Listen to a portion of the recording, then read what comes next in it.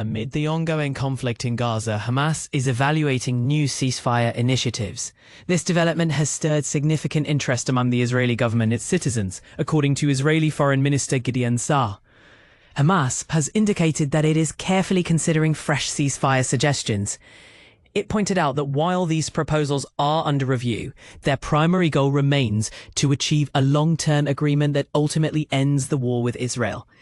This comes as Hamas engages in negotiations with mediators, working to reconcile differences and resume discussions for a possible ceasefire.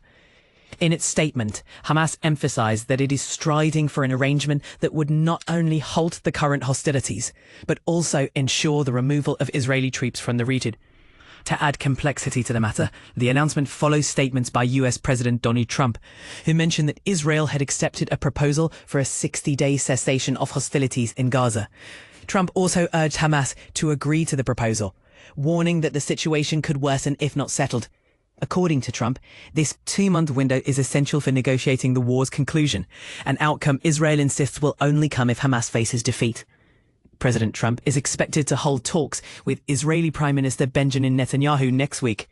However, the stance of Hamas, emphasizing its demand for an end to hostilities, raises doubts about whether a tangible pause in the violence can be achieved.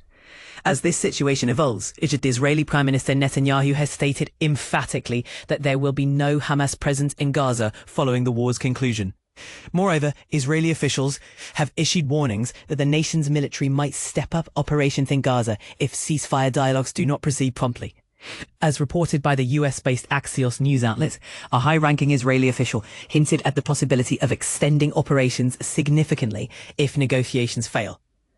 Israeli Foreign Minister Gideon Saar highlighted that any opportunity to secure the release of captives in Gaza must be seized, noting the broad support for the US-backed proposal within the Israeli cabinet and among the general public. Despite this, some ministers, including National Security Minister Itamar Ben-Gvir and Finance Minister Bezalel Smotrich, have not publicly endorsed the proposal. Al Jazeera's Hani Mahmoud, reporting from Gaza City, noted that many Palestinians remain skeptical of Trump's initiatives, having experienced the disappointment of failed ceasefires before. He pointed out that while hopeful headlines often speak of ceasefire agreements, the harsh reality on the ground tells a different story. Daily casualties, including numerous innocent lives, lay testament to the ongoing turmoil and the pressing need for a real reduction in violence. In another tragic turn of events, at least 67 people were reported killed in Gaza on Wednesday, including 4 children and 7 women, according to Palestinian health authorities. Among the deceased was Dr. Marwan al-Sultan, the head of the Indonesian hospital in Gaza, who died along with his family in an Israeli airstrike on a residential building.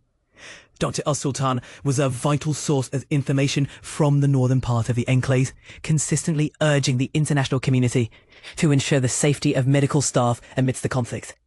This relentless confrontation has devastated Gaza, with over 56,000 people losing their lives and countless others injured.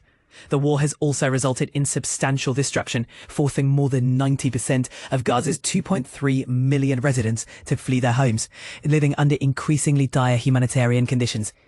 What do you think about the path to peace in Gaza? Share your thoughts on this complex issue and how you believe a genuine ceasefire could be achieved.